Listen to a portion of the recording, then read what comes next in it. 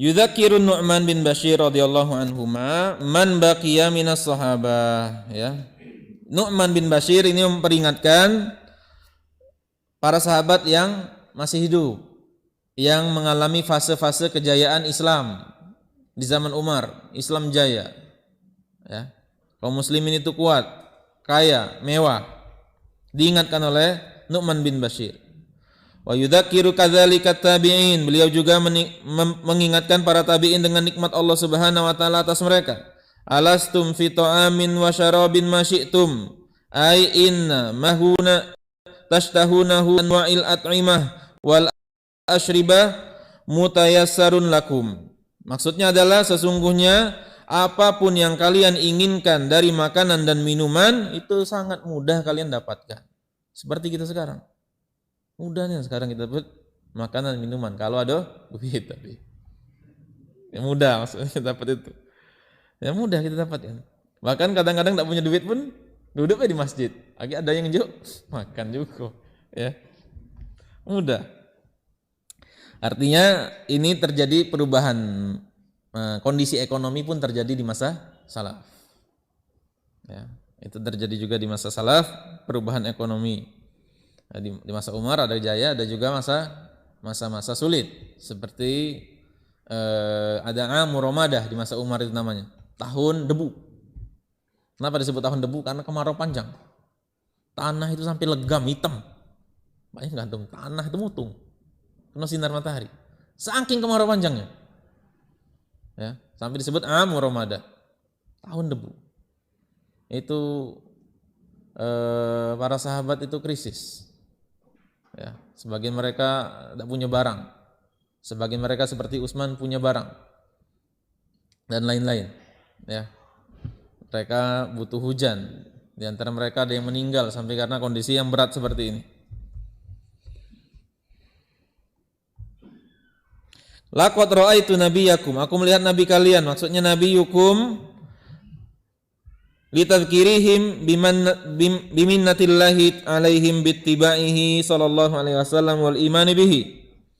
Beliau ingatkan supaya orang-orang ini baik para sahabat maupun para tabi'in ingat atas nikmat Allah kepada mereka. Demikian juga ini menjadi peringatan juga untuk kita. Ya. Disampaikan kepada para sahabat, pada para tabi'in tentang makanan Rasulullah itu kurma siso. Kurma yang jelek. Ya, kurma yang banyak itu. Itu aduh ini banyak kurmanya. Tidak lemak. Ya. Itu dimakan oleh Rasulullah sallallahu alaihi wasallam. Supaya kalian mengikutinya dan beriman kepadanya. Padahal dan menghadirkan makna tersebut, ya, kondisi tersebut di hadapan mereka. Wa ma yajidu minad daqal ma yamla'u batna. Beliau tidak mendapati sesuatu yang bisa mengisi perutnya kecuali daqal. Daqal itu huwa radi'ut tamr, kurma yang jelek.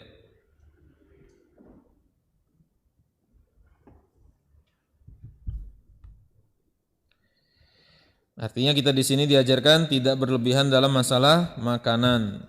Ya, hadis ini memberikan faedah agar kita itu tidak berlebihan dalam masalah makanan dan kita juga pandai untuk syukur nikmat.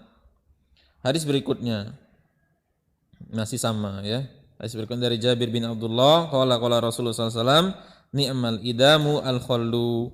Lauk yang terbaik adalah cuka. Hadis ini sama seperti hadis Aisyah tadi. Kemudian hadis berikutnya, haddatsana Hannad qala haddatsana Waqi'. Waqi' ini kemarin Waqi' Ibnul Jarrah, ya, gurunya Imam Syafi'i. An Sufyan an Ayyub, Sufyan Ats-Tsauri, Ayyub As-Sikhtiyani, an Abi Qilabah. Abi Qilabah ini tabi'in, di antara kibarut tabi'in yang pernah ditunjuk untuk jadi muridnya Ibn Abbas. Abu Qilabah ini muridnya Abdullah bin Abbas yang pernah ditunjuk untuk jadi hakim, jadi pejabat tinggi. Kemudian dia tidak terima, tidak mau, hingga dia mengasingkan diri di wilayah Asir, wilayah Mesir, namanya wilayah Asir. Kemudian dia punya seorang anak yang ngawani dia di pengasingan. Ya. Ketika itu kondisi Abu Qilabah itu tangannya sudah lumpuh, sudah tua. kakinya juga sudah lumpuh, matanya rabun, pendengarannya sudah kurang bagus. Tapi dia berdoa kepada Allah Subhanahu wa taala. Kata dia doanya apa? Apa doanya? Ada yang tahu kisah ini? Ya Allah, katanya, ajarkan aku untuk bersyukur kepadamu. Lupa saya doanya. Ya Allah, ajarkan aku. Rabbi auzi'ni an ashkura ni'mataka allati an'amta alayya wa ala. Ya itu. Ya Allah, ajarkan aku untuk mensyukuri nikmat yang kau berikan kepadaku. Kemudian seorang lewat nih, dengar doa ini. Dijinguk uangnya nih. Uangnya sudah, tangannya lumpuh, kakinya juga sudah mulai lumpuh, pendengarannya tidak bagus lagi, matanya rabun. Wahai hamba Allah, ya, nikmat apa yang Allah beri kepada kau sampai kau nak minta ajari Allah untuk syukur dengan kondisi kau seperti ini? Kata dia, lisan dan dzakiran, aku punya lisan yang berzikir dan hati yang selalu bersyukur. Itu yang aku syukuri. Katanya. Luar biasa. Luar biasa. Ya. Kadang kita itu tidak merasakan nikmat yang kita yang gapai. Mungkin posisi kita sekarang ini, nikmat yang 2 tahun atau setahun yang lalu kita bayangkan sekarang. Kita bayangkan 2 tahun yang lalu aku pengen itu sampai sekarang. Kemudian kita lupa. Ya. Sendal jepit pun itu kita syukuri karena ada uang yang tidak punya kaki. Ya. Nah, sama seperti Abu Kilabah.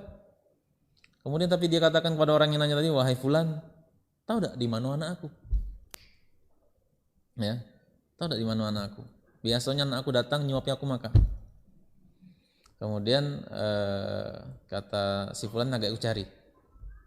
Ternyata pas dicari anaknya diterkam hewan buas. Mati anaknya. Sampai kepada dia, kaget dia. Dia istirja, meninggal kemudian.